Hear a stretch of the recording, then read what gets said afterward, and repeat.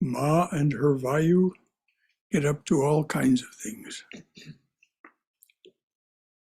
Vayu being the deva in charge of wind and rain.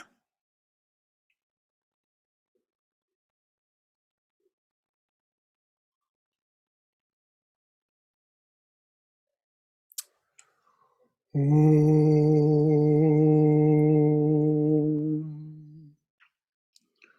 Om.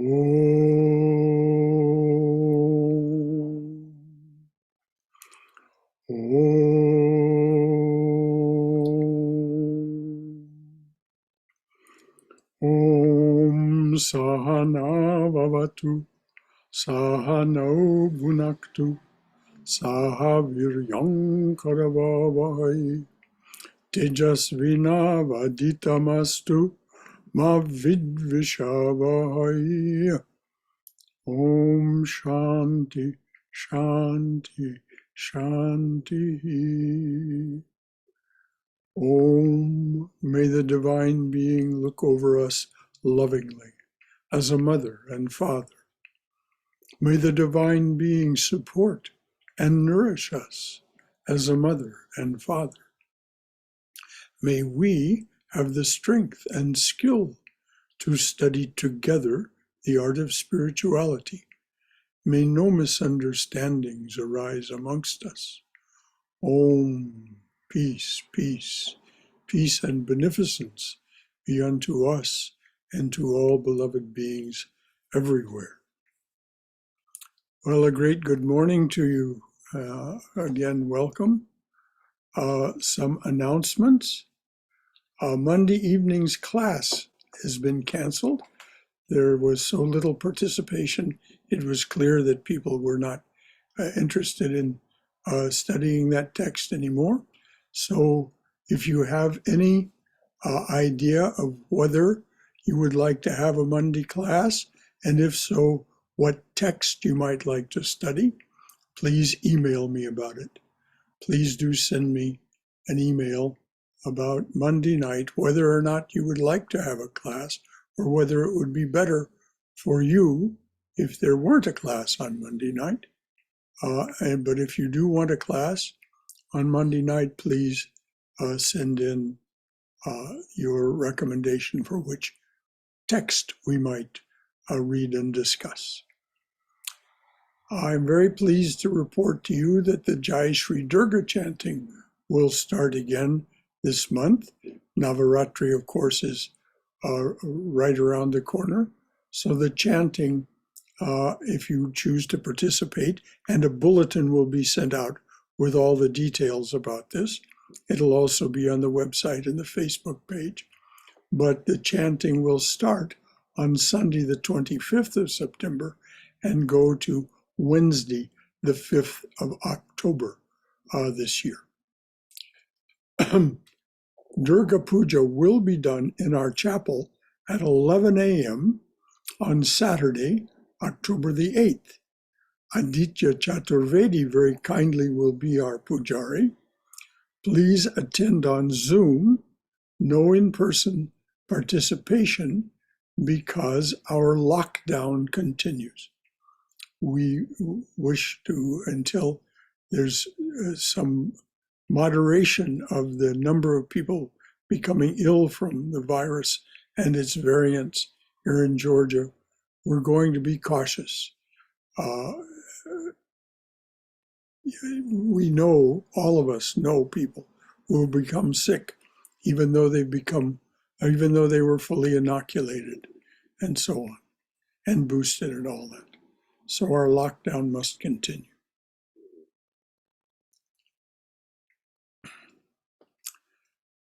I'm going to start this morning with a Yogis song, Sticking with the Atman.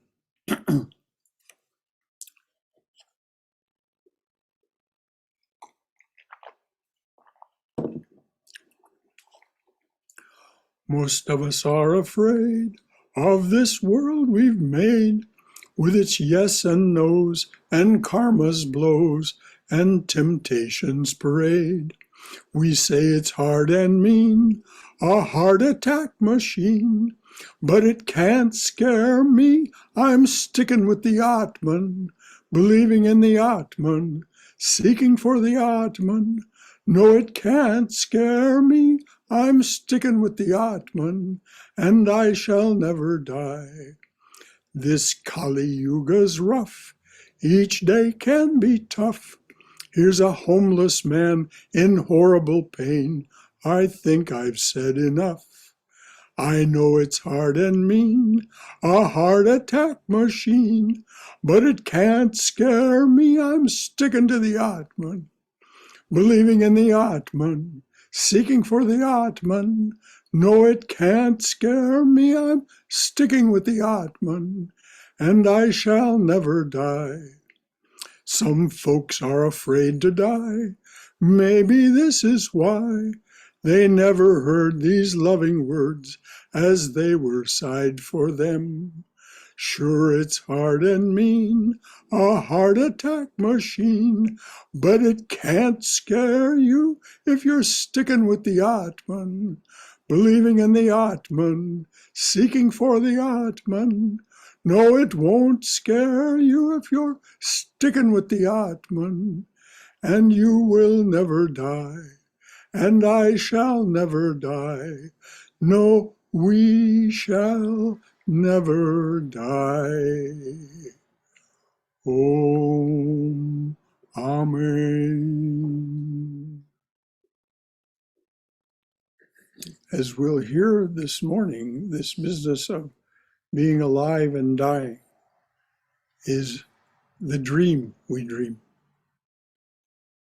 September is a month for the study of Raja Yoga, a spiritual path often called the yoga of meditation. As a Raja Yogi, you use ancient, proven spiritual techniques to calm your body, quiet your mind, and gain control of your attention.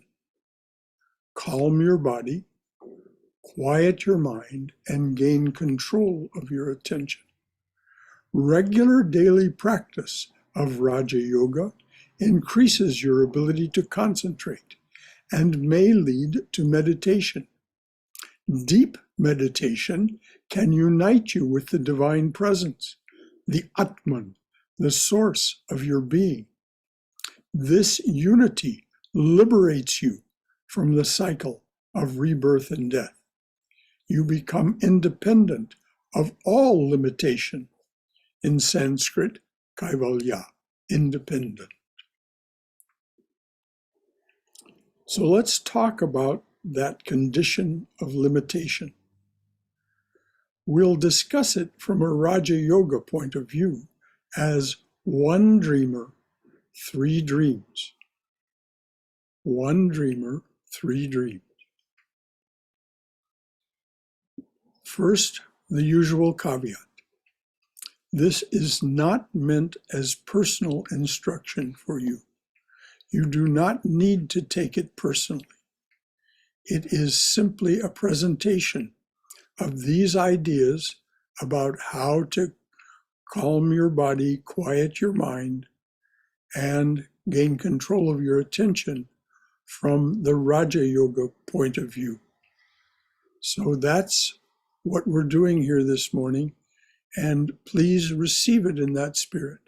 Take what, if anything, appeals to you that you may find useful, and leave any or all of it aside if it doesn't appeal to you. This is just a presentation. It's not instruction, though it may seem so because I speak emphatically and I'm speaking to you. I'm speaking about your intentions and your priorities.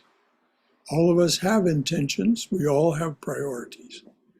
This is about setting the intentions and priorities and understanding them from the Raja Yoga perspective. According to Raja Yoga, there is only one dreamer. Yogis call it the Atman, the eye maker, Ahamkara in Sanskrit, and that's the word used in Sankhya philosophy, in which Raja Yoga is embedded. Raja Yoga is from the point of view, though Patanjali does stray a bit from the strict Raja Yoga, from the strict Sankhya philosophy by including the personal God, Ishvara, and the usefulness, practicality, and joy of uniting your spiritual practice with that. But by and large, Patanjali's Yoga Sutras are embedded in Sankhya, which calls this eye maker the Atman. This one being, the dreamer, is reflected in you as the sense, the belief that I am.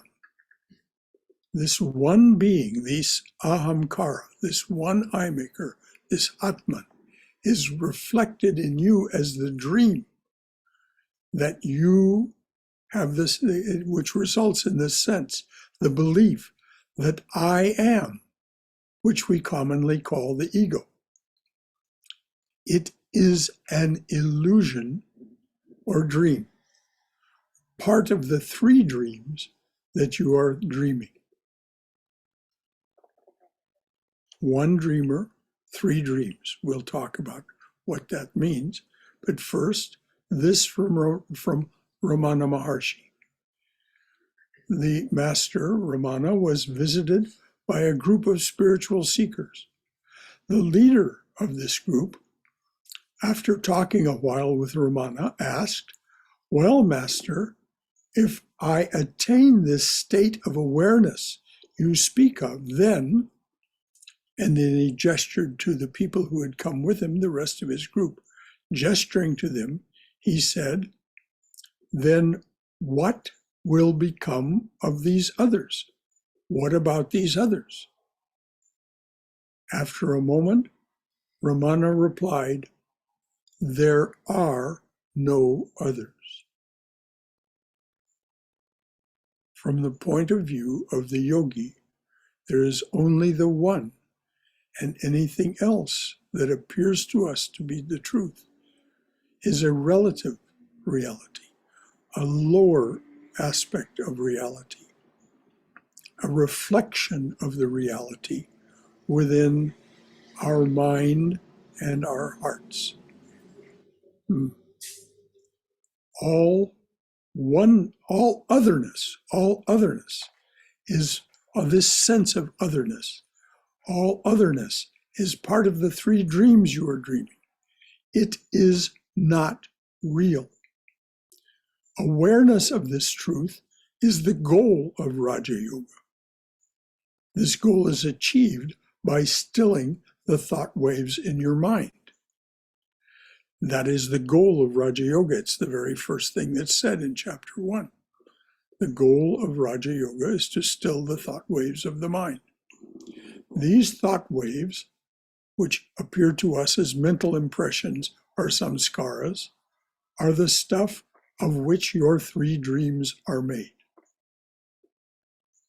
So having come this far and established these thoughts, is there any comment from your own wisdom or perspective, or any concern or question that this raises for you?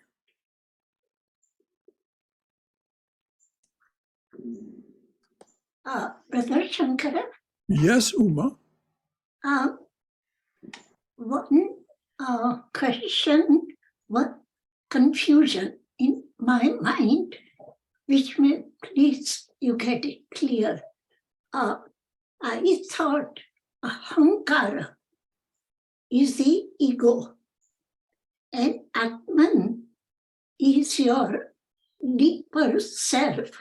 How can we equate them?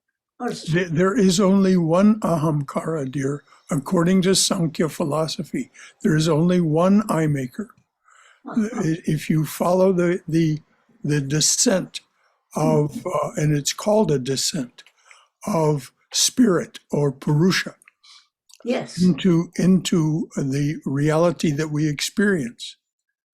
right. It's first Mahat, the great cause, the Big Bang, if you will. Yeah, Then out of this dawns Buddhi, the ability to tell one thing from another, right. discrimination, Viveka. Out Yeah. of this arises who is doing this? Ahamkara, the Right. I maker. I am seeing this, but it is not you yourself. You yourself are a reflection of the Ahamkara.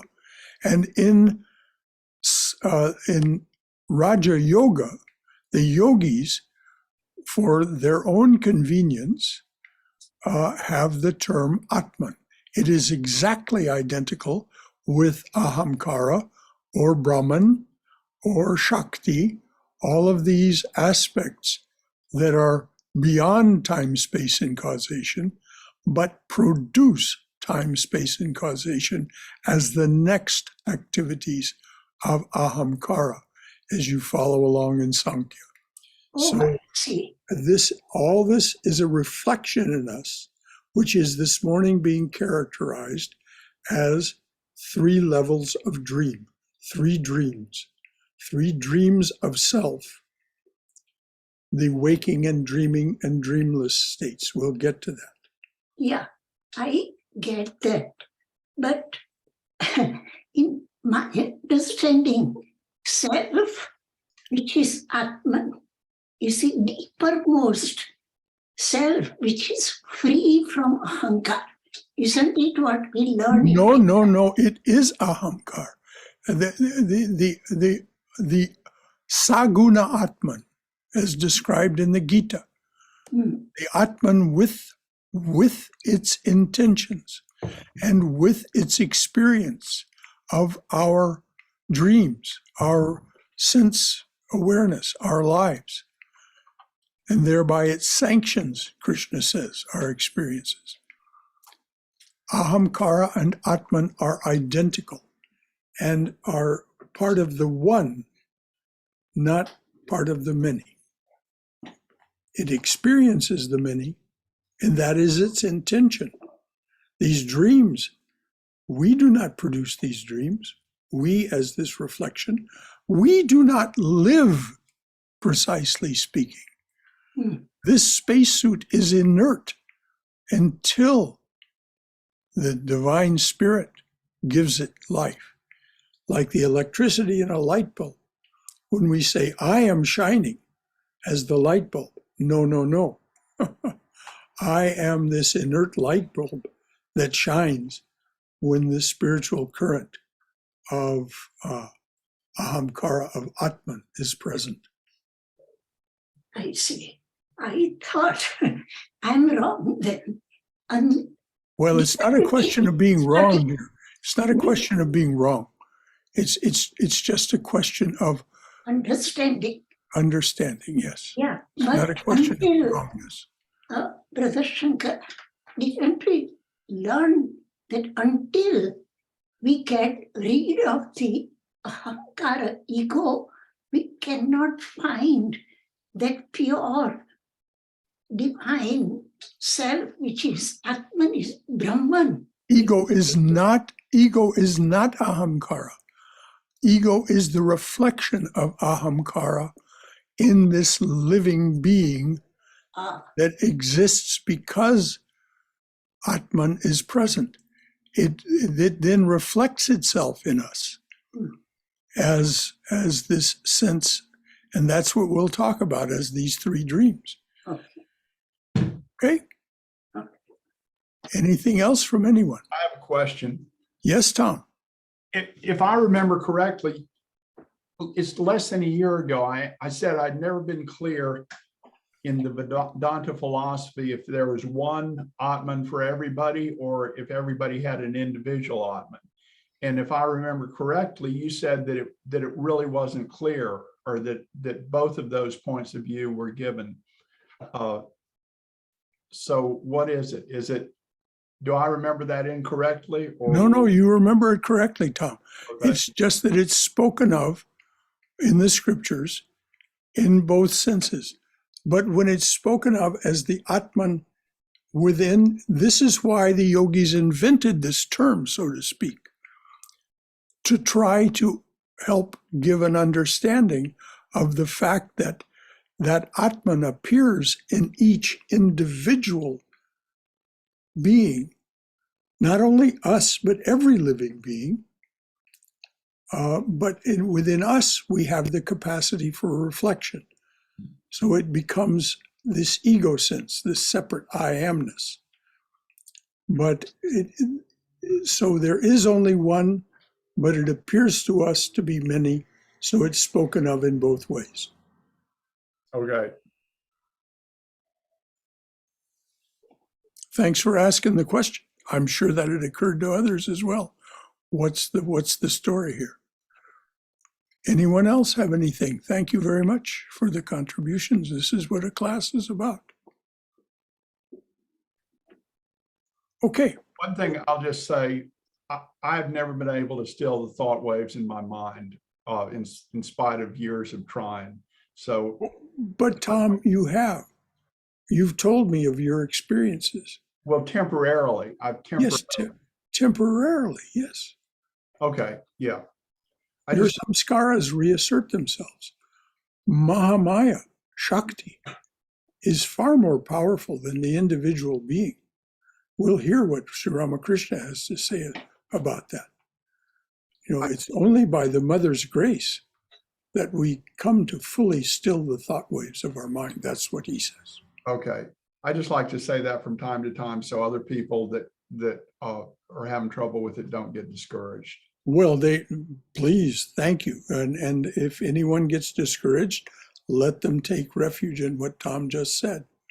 It happens, and then we return to the dream.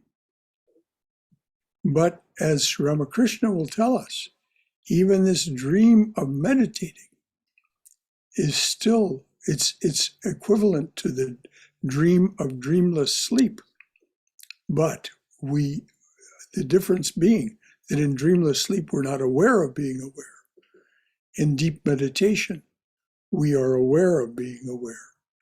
But then for a time, the thought waves are stilled and we simply are in a state of consciousness, not a reflection of awareness. This is when we go beyond the dream. For those moments, we reach that goal of Raja Yoga. And as Vivekananda says, in those moments, your universe disappears. There's nothing but whatever it is that, and Tom has told us, and anyone else who's experienced it will tell us the same thing. I can't tell you in words what it is because there's no one there to tell you. There's no one. You're not home, so to speak. As Mrs. Blake said of William Blake one time when someone came to visit and presented his card and wanted it to be given to William Blake, Mrs. Blake said, "Well, I'm afraid Mr. Blake is not with us today," because he was capable of sustained periods of deep meditation. Well, Brother that- oh, Yes. Gaurav, Yes, Gaurav? I can't think about another quote from Saint Teresa of Avila about this, which seems to be really appropriate. I think if I'm thinking right. She said that she, at a point of time in her experience, in her spiritual experience, so instead of seeing like different matters around her, like trees, plants, she only saw God. Yes. She felt the presence of God everywhere. It was as if God was speaking to her from everywhere. There's no difference. Yes, exactly. And I think that is the level we should aspire to, or Well, that's what I talked about earlier about our intentions and priorities. If you have that as your intention and you make that a priority, then you will organize your life according to these practices and principles taught to us in the four yogas and elsewhere. And you will seek first the kingdom of God, and all else shall be added unto you, as Christ put it. Yes. And the book Siddhartha, once he actually truly gets into the realization phase, he gets to that point. Oh, yes. But With the river. what he must endure. This is why the incarnations come, to spare us this, so that they can share their spiritual treasure with us. And we do not have to go through those great inconceivable penances that the incarnations do in order to achieve what they achieve and their ability to share it. Yes. Thank you, Guru. There was someone else that started to speak at the same time as Guru. That was me. Yes? I was just going to say something bouncing off what Tom said. He said that he's never been able to still his thoughts. And then you point out that he has, and he said, yes, but not, but not permanently, which, may be what Tom wants. I don't know, but I just wanted to say, I also have never stilled the thoughts of the mind, and yet the thoughts of my mind have been stilled. Exactly. At times. And that's really what it feels like, because I had that experience when I was, at other times in my life, well before I even knew what the word meditation meant. It just happened. Yes. And it's exactly the same as when it happens in meditation for me. Well, that's the explanation for this from Sanatana Dharma is that this is not your first rodeo. This is not the first time you've been a spiritual aspirant. And so it came to you very early on, and you began to take refuge in the divine very early in your life, as you've told me. And so this could only happen according to what the scriptures and Sri Krishna tell us, if you've been here before. So yes to everything you've said. Thank you, dear. Anything else before we move on? All right. One thing to keep in mind, our thought waves, so-called in Sanskrit, vrittis, which means whirlpools. Vrittis are whirlpools, and they take place in our chitta, mind stuff, which is throughout our whole body. Our samskaras are not in our head. Some are in our head, so to speak, but our subtle body and our subtle mind is what is home to these samskaras. And these thought waves that we experience, these vrittis, samskaras, are the stuff of which your dreams are made. We talked about the fact that that even if you manage to still the thought waves of the mind, it's not permanent. Why? Holy Mother said, it is the natural tendency of the mind to go downwards. Holy Mother, Sri Sharda Devi said this. It is the natural tendency of the mind to go downwards. Downwards to what? Waking, dreaming, and dreamless sleep. These are the three ordinary states of our awareness. Before we begin to turn inward, we'll talk about these three. The waking state, we know the waking state. We're in the waking state now. This too as the assertion is made this morning, this is a dream. It is a dream made of the reflection of the Atman within us that provides the energy to make these samskaras seem real. This is Maya. This is Shakti. This is the energy of the divine because of its intentions to do so. And Krishna is very explicit about that in the Gita. It makes this state of waking awareness. But we have yet another state in which we are aware of what we're seeming to do, and that is the dream sleep state. Now, the dream sleep state is very mysterious. It is made of these same samskaras. There is nothing else available to us until we turn inward and reach beyond thought waves. But but it is also a dream. We call it a dream, but it is no more or less a dream than the waking state. And it is the tendency of the mind to go into these states because the energy of the divine presence has it as its intention to do so. The third of our dreams is dreamless sleep. Now, is there awareness in dreamless sleep? Oh, yes. Those people who investigate brain waves and so on say it is very much so, that there are deep, long waves of awareness that are occurring.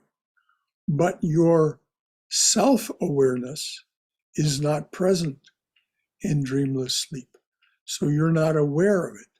Therefore, because it is very peaceful, There's an explanation according to the sheaths, but we won't go into that just now. But it is very peaceful, and it's why we wake up feeling rested, as we've been in that state. Now, this dreamless sleep state, when we are in meditation, we encounter that same state, and the brain waves, as researched by these same scientists, the brain waves of this state are very like the state of dreamless sleep, of deep meditation. But the difference is you are self-aware. You are still aware that you are having this experience. This is called, the deepest of this is called savikalpa or nirvichara samadhi. The samadhi with seeds, in other words, with this and with experience. Now we're going to take this into these concepts into Raja Yoga. As you practice the first 6 limbs of Patanjali's Raja Yoga, you come to know these samskaras, these continuing thought waves, these recurring thought waves, as the contents of your waking awareness, your dreamless sleep, and your dream sleep. You find these samskaras are the contents of your waking awareness, your dream sleep, and your dreamless sleep. Now, the first 6 limbs of Patanjali's Raja Yoga, we know. We're not going to go into them this morning. We've done that before, and we'll do it again at other times. But they are the yamas, the restraint from being self-centered. If you're going to do that, what are you going to replace it with? Patanjali answers, the niyamas, the observances, which you then encourage your mind to pursue in place of. So you go from this sense of I am to I am and thou art in pursuing these observances.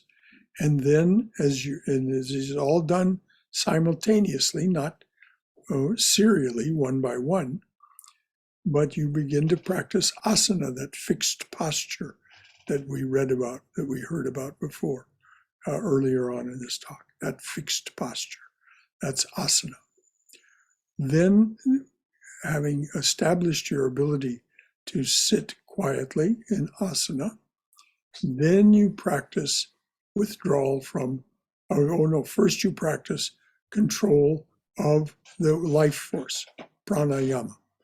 But the Swamis of the Ramakrishna order tell us, you needn't pursue this independently. Just do the rest of the 6 limbs and it will occur spontaneously. So you don't have to pursue it as an independent activity, but you will see that it happens. It results in the quietness of the body, the real calmness of the body, and then the quietness of the mind. And the control of your attention becomes possible. Control of your attention to do what? To withdraw your attention from sense objects, both the sense objects outside yourself and the memory of sense objects that occurs, the memories and projections that occur in the mind independent of any stimulus from outside. Then you learn, having begun to learn to divorce yourself from that realm of sense objects, both external and internal, you then are able to begin to practice real concentration. This is dharana in Sanskrit, and then this transitions into dhyana, meditation. So those are the first 6 limbs of Patanjali's Raja Yoga. As you practice those, as you actually practice these, you come to know these samskaras that are in your mind. How do you come to know them? Because they're what continually try to interrupt your ability to divorce yourself from the realm of sense objects and to concentrate. They are the recurring thoughts, the recurring feelings, the recurring knots of the heart that present themselves, that result in our ability, that result in our inability in those moments to sustain our concentration, which we become, the more we practice over years and years, the more we've become familiar with these, the contents of our waking awareness, of our active subconscious, which is what's prompting our waking awareness, and our latent subconscious, which is what's prompting our active subconscious. And these are equivalent to waking, dreaming, and dreamless sleep. The active subconscious is what's present during our dreaming sleep. And the latent subconscious, which is also called the unconscious, is what's present during dreamless sleep. So you become aware of the contents of your waking awareness, your dream sleep, and your dreamless sleep. Sri Ramakrishna said, the yogi seeks to realize the Paramatman, the Supreme Soul. The Paramatman is the Nirguna Atman, the Atman without attributes, the Atman without intentions and experiences. The yogi seeks to realize the Paramatman, which is only done by stilling all thought waves of the mind. The yogi seeks to realize the Paramatman, the Supreme Soul. His ideal is the union of the embodied soul and the Supreme Soul, the Saguna Atman, united with the Nirguna Atman. So the goal, his ideal, the yogi's ideal, is the union of the embodied soul and the Supreme Soul. He withdraws the mind from sense objects and tries to concentrate it on the Paramatman.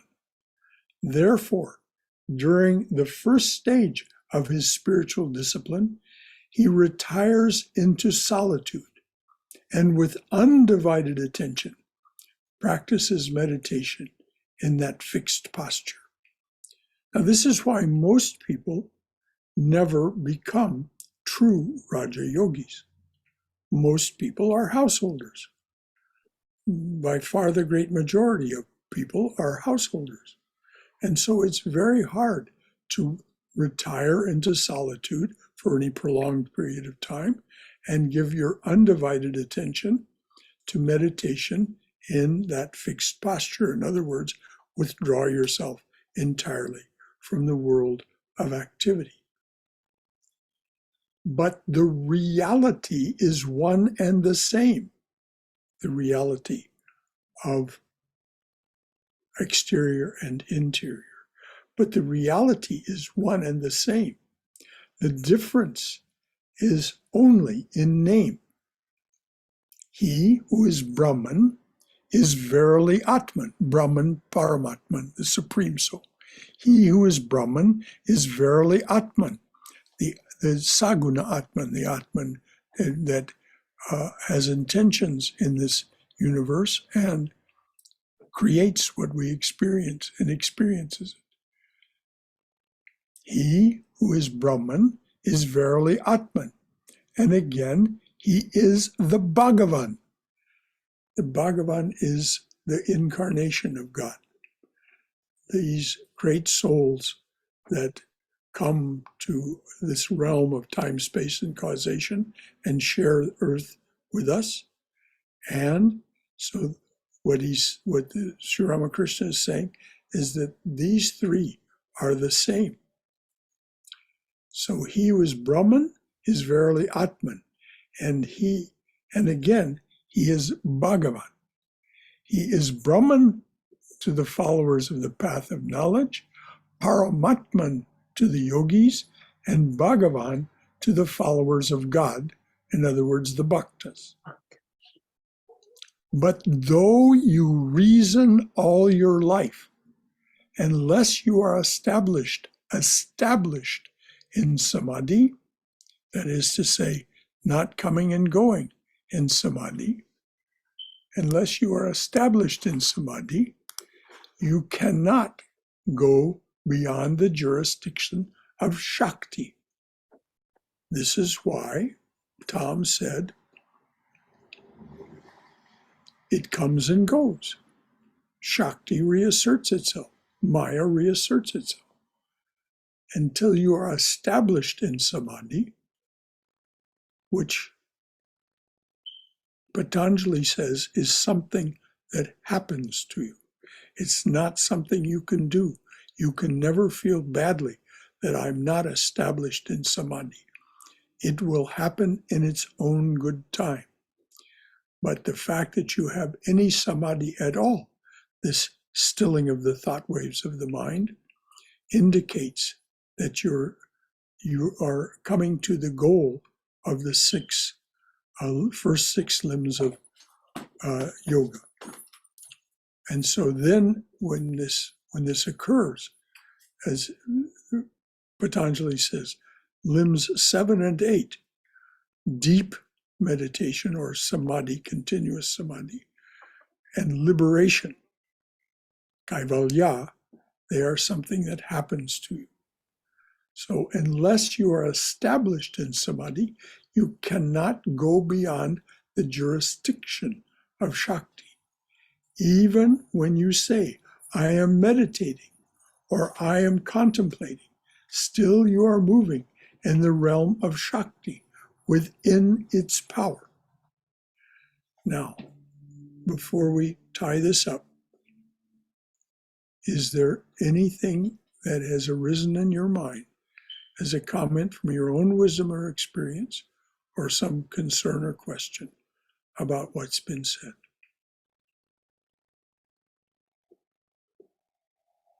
Because what's been said addressed a lot of the questions and concerns that were talked about earlier by Uma and Tom and others.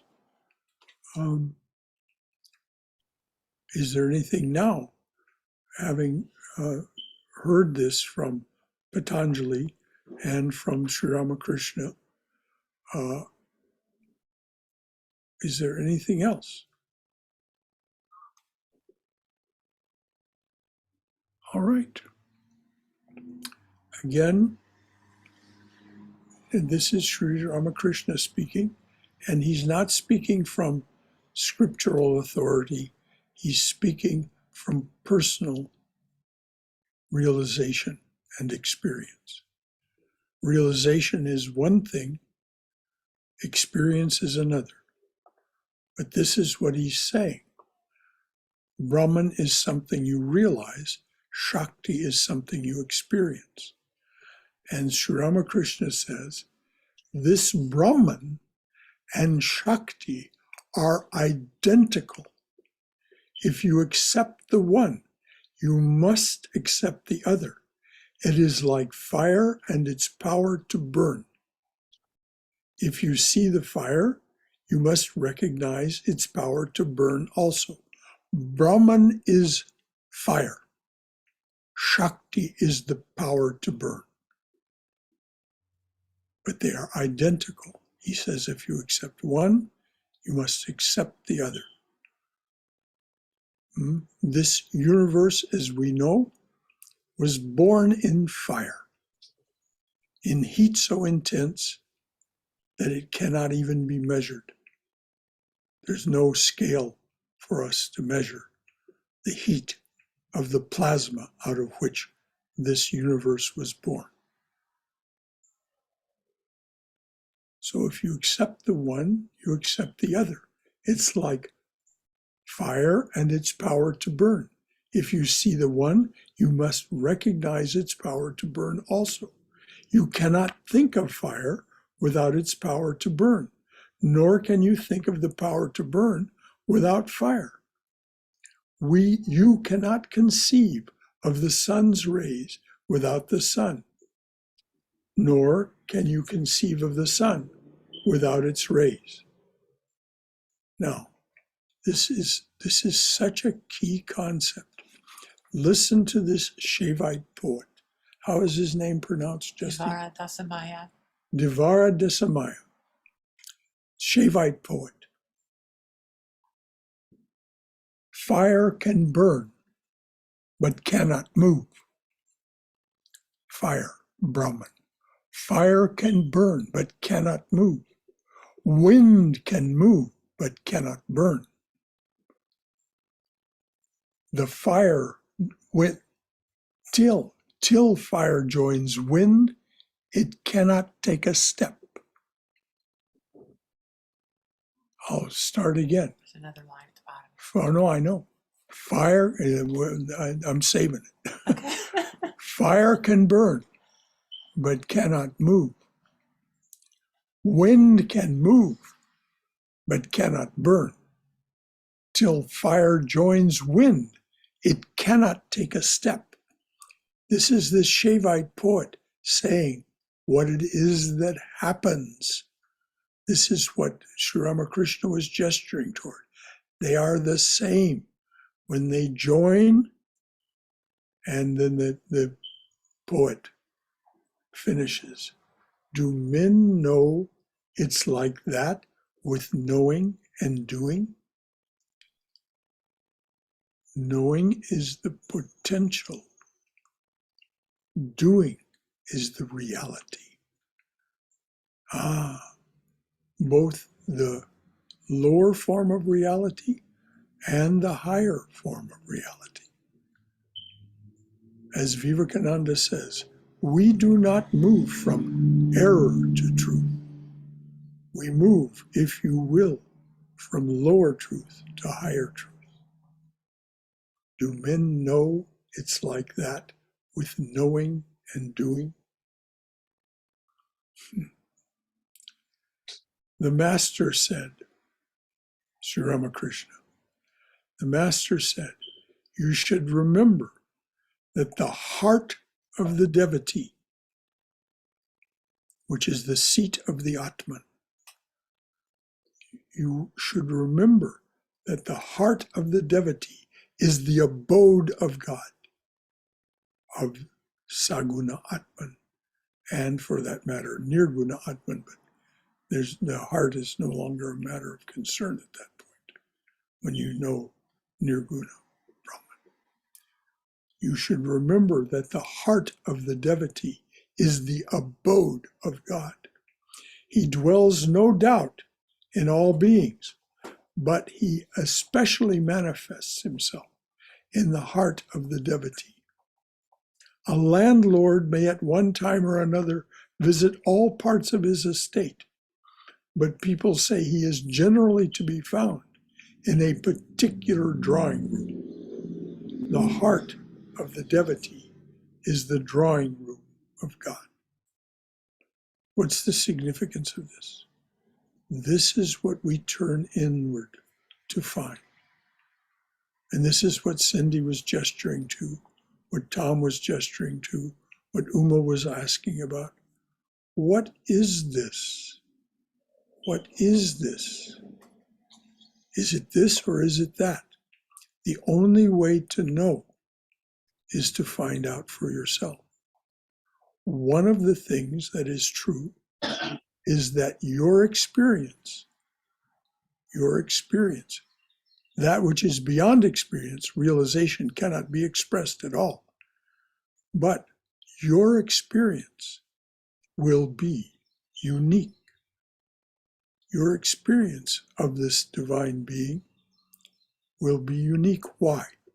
Because that divine being, that divine presence, that Atman, is infinite. And your expression of it, your experience of it, your dreams of it, in waking and dreaming and dreamless sleep, are unique. Though you and I and all of us share much in the way of agreements about what is and how to behave and so on, that's only just a tiny fraction of what we are and what we know and what we experience. Your universe and the universe of each being present, each of these who shows up as an image on the screen here, and the two of us sitting in this room, each of us will experience this differently. So here's something that Jerry Brenner, when I was talking to him about this, about giving this talk, he said, we interrupt this program to bring you a message of love, peace, and freedom. We interrupt this program. Those of you who've been watching TV for many years remember that that used to actually happen. The announcer would come on and say, we interrupt this program to bring you a message. Jerry Brenner wrote, we interrupt this program to bring you a message of love, peace, and freedom, which is what is achieved when you enter that drawing room of God and encounter that God in such a way that first it is an experience, then the experience becomes overwhelming. There's only one great thought wave in the mind. This is nirvichara or savikalpa samadhi. And nirvichara is what Patanjali calls it in Sutras 48, 49, and 50 of chapter 1 of the Yoga Sutras. But it's also spoken of as savikalpa samadhi, that is still an experience, still within this dream. And there's no sense even trying to talk about what is beyond that. The nirvikalpa, the samadhi, the state of realization beyond experience. There's no experiencer there. As Adi Shankaracharya said, my mind fell into the ocean of consciousness. My mind fell like a hailstone into the ocean of consciousness and therein dissolved. No more mind. So no more experiencer. No one to tell about it. So our aspiration, our intentions, and our priorities, if we're to take Patanjali and what's been talked about this afternoon seriously, this morning and afternoon seriously, we will set our intentions to achieve that savikalpa or nirvichara samadhi, that one unitive experience that makes everything else seem much less significant and it all falls into its place. But you see, it isn't that other people become insignificant, other living beings and life itself. No, they simply take on their proper importance, their proper aspect for you as you experience it in your unique way. So is there any conversation now, having said all this? Brother Shankara, Yes, Uma. and I'm in a mood of questions today. Another question just pops up. Yes. Experience in my, not judgment, my opinion. I thought experience itself is realization. But as you say, realization goes beyond experience. And could there be an experience of realization? Many, what shall I say, realizers like Sri Ramakrishna and others who actually were in that merging state with the divine, they called realized souls. But in our ordinary language, can we say that they experienced realization? No. They themselves say there is no experiencer there. Sri Ramakrishna tried his best. His young disciples tried to get him to tell them, when you go into this samadhi state, this very deep samadhi state, where your body appears to be dead. And it would frighten Holy Mother so much when she was a girl, when she came to live with him. She wasn't able to live in the same room with him because at night he would go into these states and he would appear to be dead and she didn't know whether he was or wasn't. And so these boys would ask him, Master, what is it that happens? And he brought himself to tears. And finally he just said, there's no way for me to tell you because there's no one there as an experiencer. There's no mind left to experience it. There's no heart left. That's why the body appears to be dead. No heartbeat, no pupillary function, no all the signs that a clinical doctor would say, oh, this body is lifeless. That's how Sri Ramakrishna appeared. And so, and of course, this has been said of others. It was said of Adi Shankaracharya.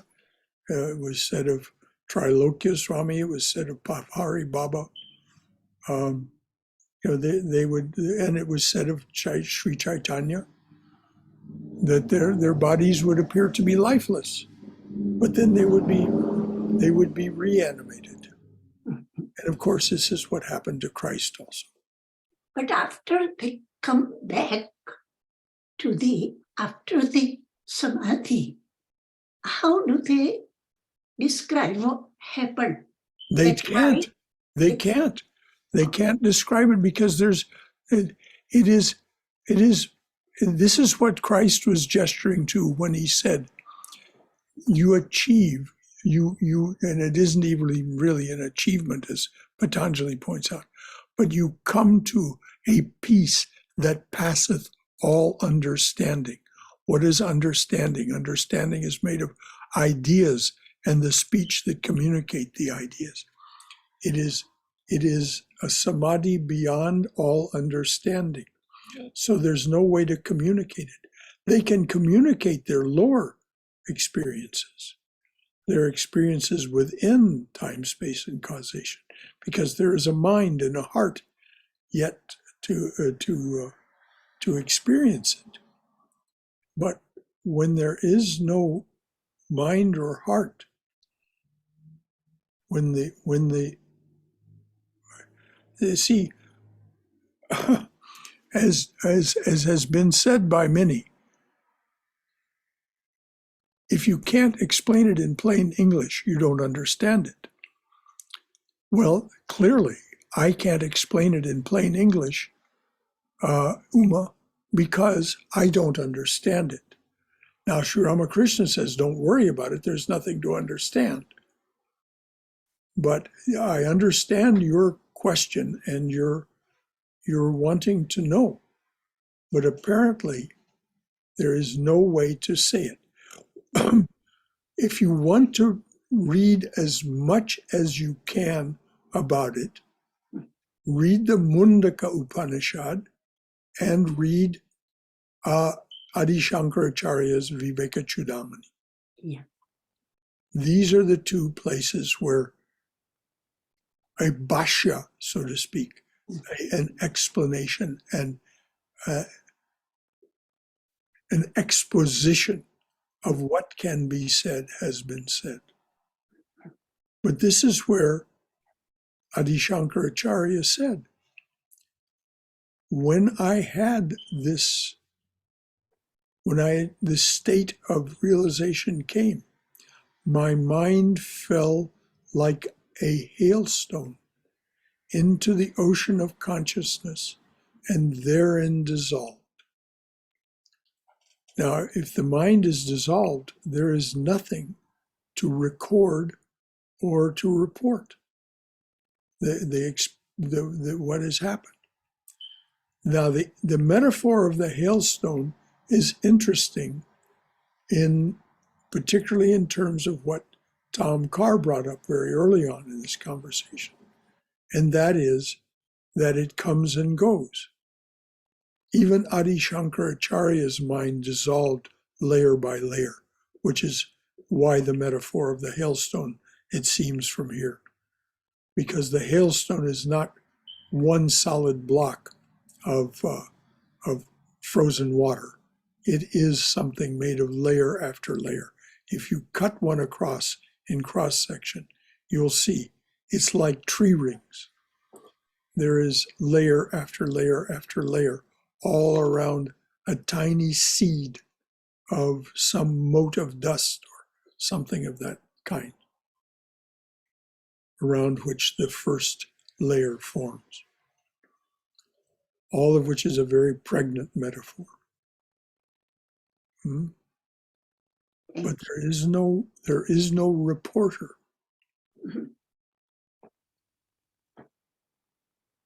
Anyone else? Anything at all?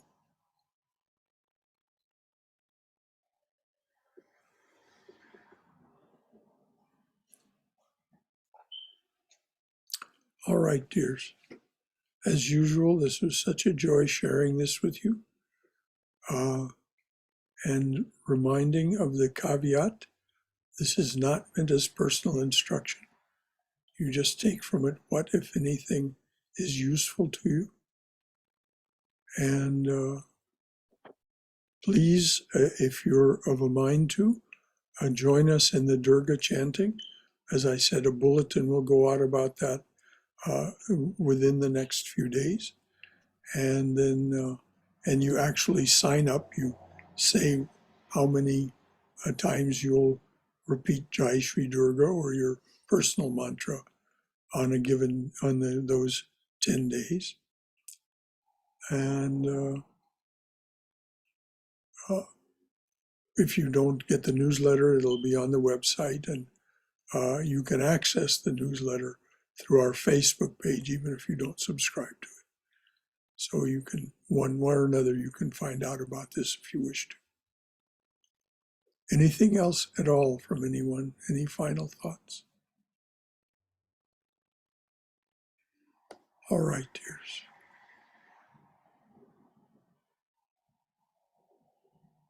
Let there be peace in outer space. Let there be peace in the sky, on the earth, and in the waters. Let there be peace in the herbs, the plants, and the trees. May the gods be peaceful. May the whole universe be pervaded by peace. Let this infinite universal peace prevail throughout my being. Om Shanti, Shanti, Shanti. Peace, peace, peace and beneficence be unto us and to all beloved beings everywhere. Jai Shri Guru Maharaj Ji Ki Jai. Durga, Durga, Durga. May we be safe. May we be healthy. May we be cheerful. May we have peace of mind. And may we be always in the loving and protective embrace of the Divine Being as our Mother and Father. Om Shanti, Shanti, Shanti. Peace, peace, peace and beneficence be unto us and to all beloved beings everywhere. Any final thought from anyone? All right, no class tomorrow. If you would like to have a Monday night class, send me your information about what you think we should be reading and discussing. If you don't think we should have a Monday night class, that it would be better for you if we didn't, because of your own schedule or your own concerns and needs. If it would be better if we weren't studying something on Monday night, please send me that information also.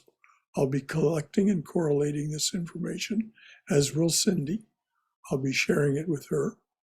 You can copy her on your email if you like, or you can just send it to me. And if I don't see a CC for Cindy, I'll forward it to her. We'll be gathering this information, correlating it, and in due course, we'll report back to you. But for the time being, no Monday night class. Tuesday night, of course, we'll continue our study of the Holy Life, the life of Holy Mother, Sri Sharda Devi. And on Wednesday nights, we're well along in and having a great time with Swami Ranganathananda's book, Divine Grace. And then on Saturday at noon, those two other classes are in the evening at 7:30. On Saturday, the class is at noon, and that is on Swami Prabhavananda's translation of and commentary on Patanjali's Yoga Sutras. And we're just about to finish the first chapter. So if you have a copy and you want to read and then catch up with us, we just are discussing Sutra 50 of chapter 1, which is the chapter 1 is about the aims of Raja Yoga. And the next chapter, chapter 2, is on the practices, how to go about achieving these aims, which of course is the chief and number one aim, is stilling the thought waves in the mind. bringing an end to the vrittis in the chitta. Temporarily, or, well, if it happens permanently, then you'll likely leave the body. That's what Patanjali says. Anything else from anyone at all? Well, once again, it's, as always, it's been a joy to be with you. And look forward to seeing any and all of you again sometime soon. Jai Ma, Jai Shri Ramakrishna. And away we go, as Jackie Gleason used to say.